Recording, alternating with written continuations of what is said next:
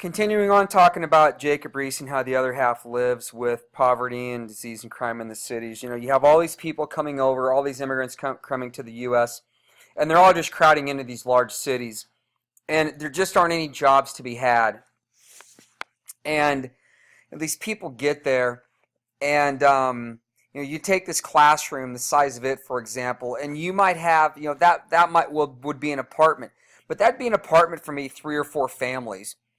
And there might be some wire that's strung across, from one side of the apartment to the other, and it kind of breaks it down into 4 different sections, and then you maybe hang some bed sheets or old curtains or something like that as dividers, and basically you have a bucket in the corner. There's your bathroom, and you might have, one stove for everyone to cook on, and you probably don't even have a fridge or anything like that. And when it comes to, when the bucket in the corner gets full, you just dump it out the window, and it might be a back alley, it might be out the side of the building, it might be on the front of the building or on the sidewalk.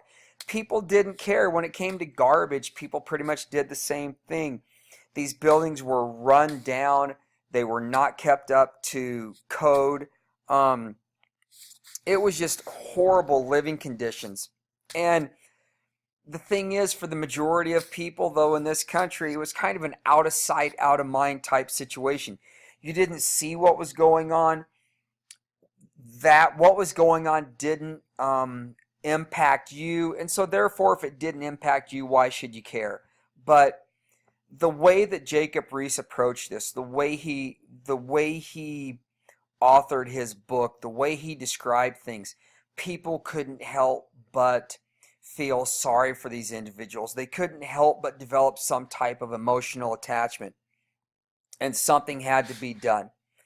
Then there's Upton Sinclair in the Jungle. Now, Upton Sinclair, when he went to the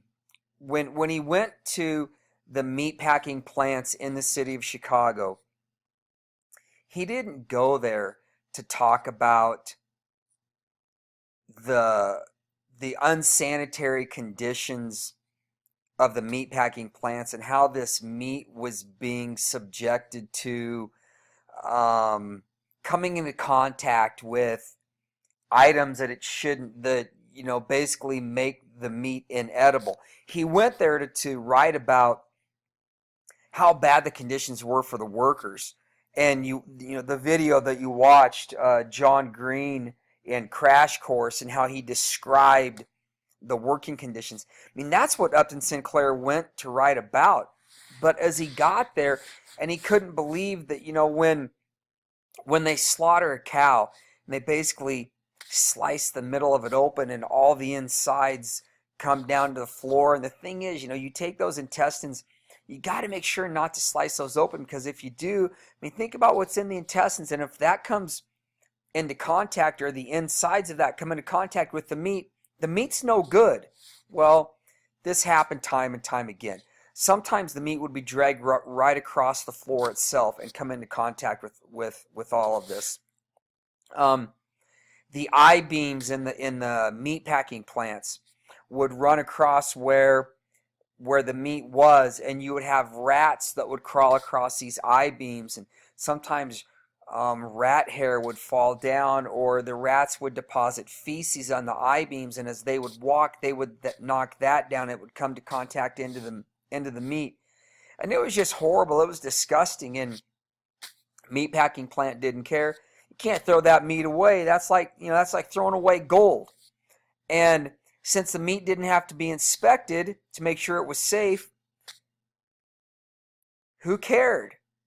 And when Upton Sinclair's book came out, and when people read it, and when the government read it, and they said, seriously, this is really going on? We've got to do something about it.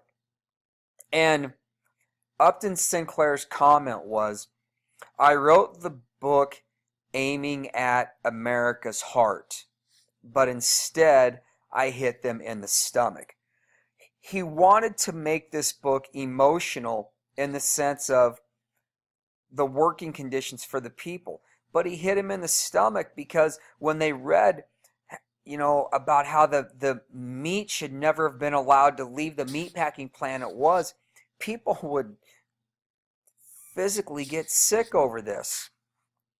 And because of Upton Sinclair's book, things like the Meat Inspection Act were passed, where federal inspectors went into meatpacking plants, and they had to approve that the meat that was leaving the meatpacking plant was safe and it was edible for people.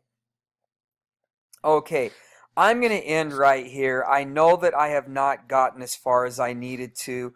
I'll make adjustments as needed next week, but we've watched enough video for today. So I'm ending chapter 13, section 1 right here.